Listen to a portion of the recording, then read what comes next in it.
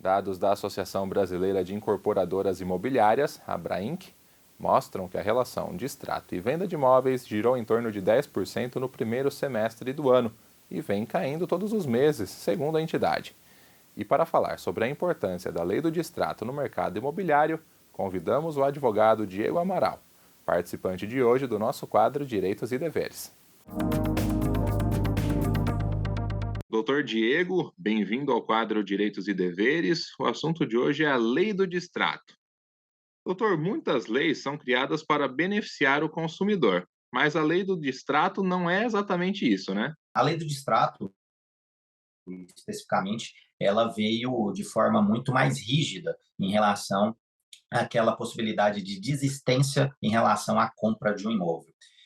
Mas ela é rígida para os dois lados. Também há uma rigidez grande para as empresas que atrasam as obras em relação ao consumidor. O fato é que os contratos têm um princípio básico do contrato, que o contrato deve ser cumprido, né? Juridicamente fala princípio da pacta sunt servanda, os pactos devem ser cumpridos.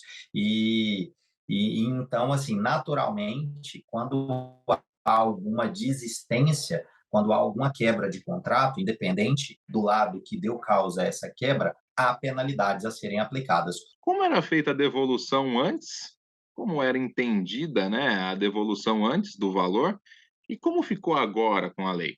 Anteriormente, a jurisprudência estava pacificada em realizar uma retenção de 10% do que o consumidor pagou para o caso de desistência por parte deste adquirente, e a empreendedora, a empresa, devolver 90% para este consumidor do que por ele foi pago.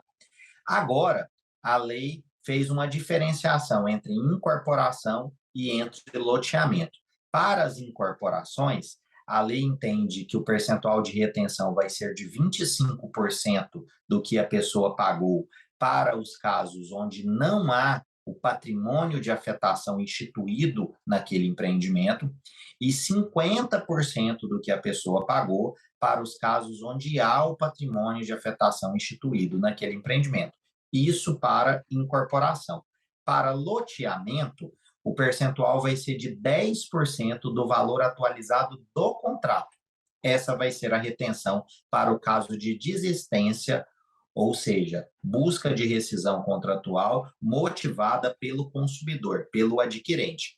Caso quem tenha dado causa à rescisão contratual seja a empresa, por um atraso de obra, por exemplo, ela tem que devolver tudo que a pessoa pagou de forma corrigida pelo índice estabelecido no contrato e ainda será aplicada a essa empresa uma multa contratual, normalmente de 10% também do valor do contrato.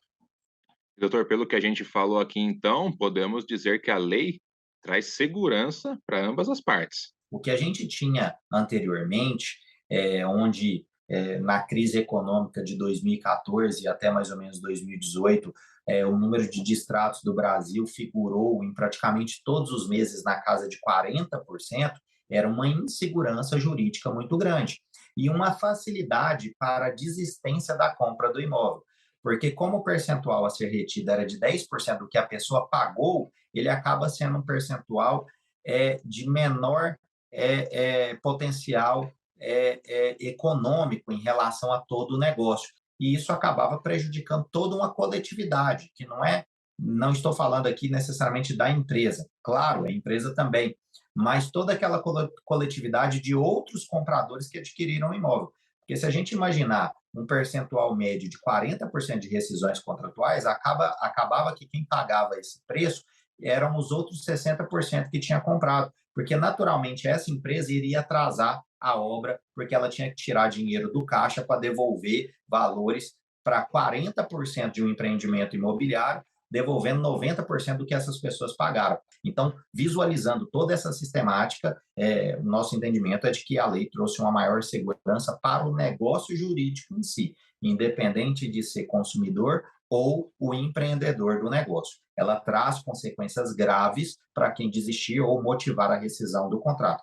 E para não chegar nesse ponto, doutor, Como o doutor aconselha aos consumidores antes de fechar um negócio, antes de comprar a própria residência?